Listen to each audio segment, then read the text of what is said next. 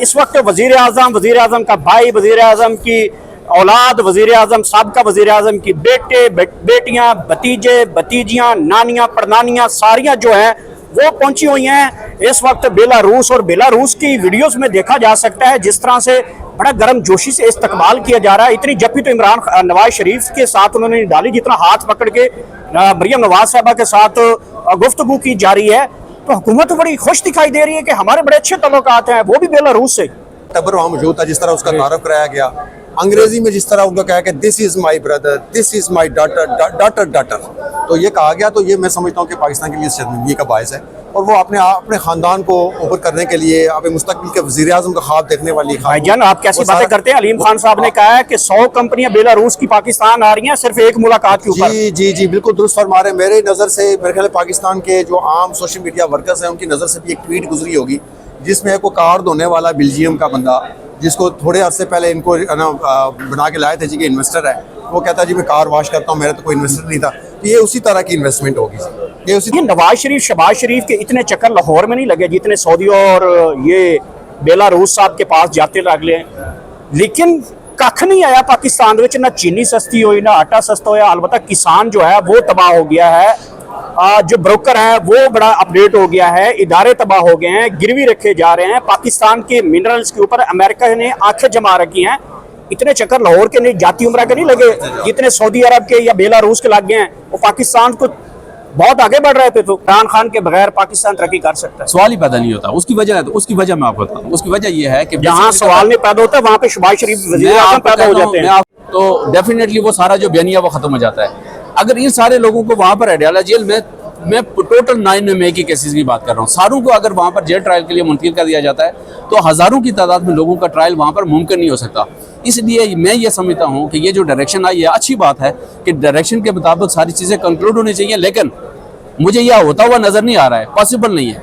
इसलिए कि मतलब चूँकि ऐसी चीज़ें हैं कि आप कैसे उसको कंक्लूड करेंगे।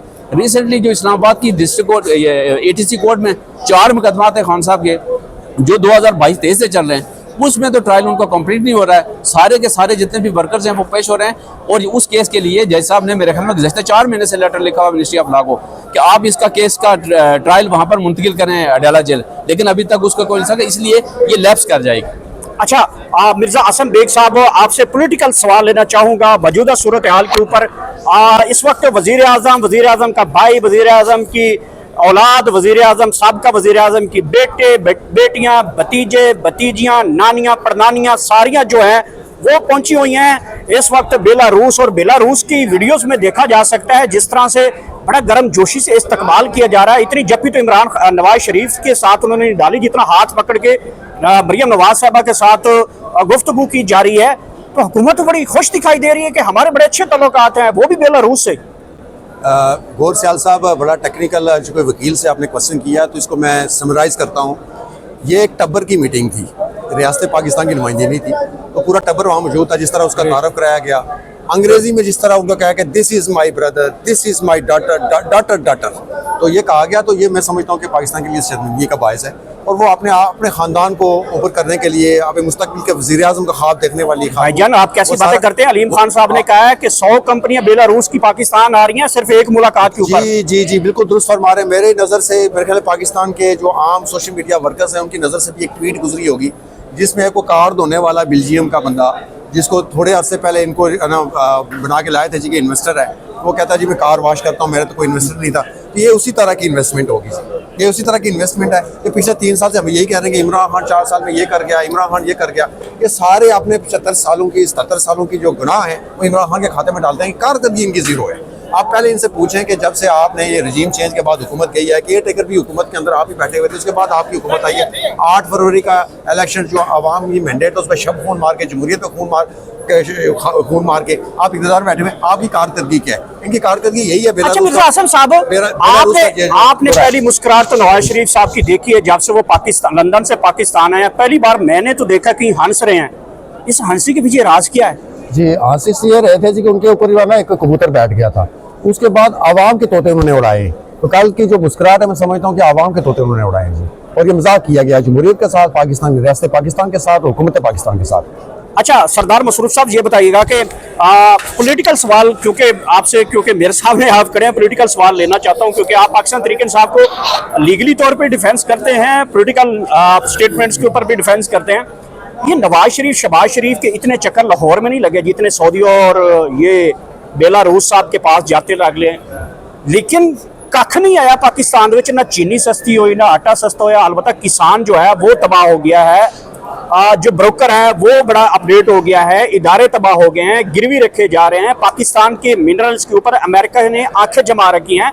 इतने चक्कर लाहौर के नहीं, जाती उमरा के नहीं लगे जितने सऊदी अरब के या बेलारूस के लग गए हैं। वो पाकिस्तान को बहुत आगे बढ़ रहे थे। तो गौर साहब, आपने एक मुहावरा सुना होगा कि किसानी बिल्ली खंबा नोचे। ये इस हुकूमत पे बेहतरीन फिट आता है, शहबाज शरीफ की गवर्नमेंट पे।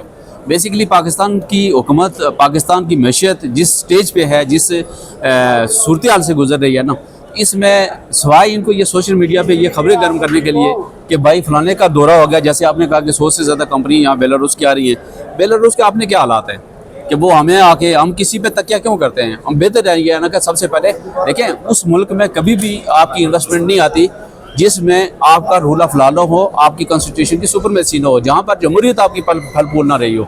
आप मुझे बताएं, 100 कंपनी, मैं कहता हूँ 2000 कंपनी आ जाए, लेकिन एक बंदे को जहाँ पर जब प्रोटेक्शन नहीं है, कानून प्रोटेक्शन नहीं देता, तो आप मुझे बताएं कितने दिन काम करेंगे वो? क्या पाकिस्तान में इससे पहले कंपनियां नहीं आई हैं?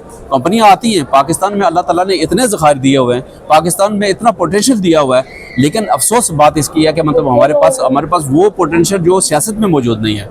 हमारे सियासी लोग जो है ना, वो बहुत ही लो लेवल पे सियासत करने वाले लोग हैं। आप जमहूरियत को फलने फूलने दें, इन्वेस्टमेंट भी आ जाएगी, पाकिस्तान खुद ब खुद तरक्की करना शुरू हो जाएगा।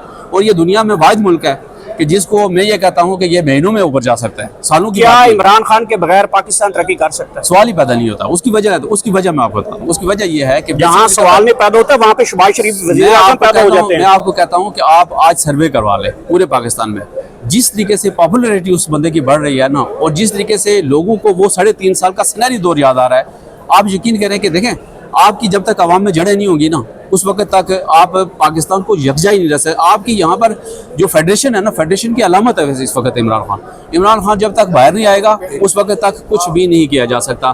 पाकिस्तान तरक्की तभी करेगा जब यहाँ पर आपके पॉलिटिकल प्रिजनर नहीं होंगे, रूल ऑफ लॉ होगा और बेहतरीन किस्म की यहाँ पर जमहूरियत होगी। कुछ मिर्जा साहब कहना चाह रहे थे। जी मिर्जा साहब। जी, जब तक सियासी इस्तेकाम नहीं होगा ना, खुद हुकूमत कह रही है, उसके बाद ये, उसके अलावा ये मुल्क आगे नहीं बढ़ सकता। सियासी इस्तेकाम तभी इस मुल्क में आ सकता है कि इमरान खान की जो बिला जवाज़ गिरफ्तारी या 600 दिन से वो बगैर ना करदा गुनाहों की सज़ा और उनको सज़ाएँ सुनाई गई हैं, जब तक उसे ख़त्म करके आवाम के दिलों का ऊपर हुक्मरानी करने वाले को बाहर नहीं लाया। ये नवाज शरीफ, शहबाज शरीफ के इतने चक्कर लाहौर में नहीं लगे जितने सऊदी और ये बेलारूस साहब के पास जाते लगले हैं, लेकिन कख नहीं आया पाकिस्तान विच, ना चीनी सस्ती हुई ना आटा सस्ता होया। अलबत्ता किसान जो है वो तबाह हो गया है, जो ब्रोकर है वो बड़ा अपडेट हो गया है, इदारे तबाह हो गए हैं, गिरवी रखे जा रहे हैं। पाकिस्तान के मिनरल्स के ऊपर अमेरिका ने आंखें जमा रखी हैं। इतने चक्कर लाहौर के नहीं, जाती उमरा के नहीं लगे जितने सऊदी अरब के या बेलारूस के लग गए हैं। वो पाकिस्तान को बहुत आगे बढ़ रहे थे। तो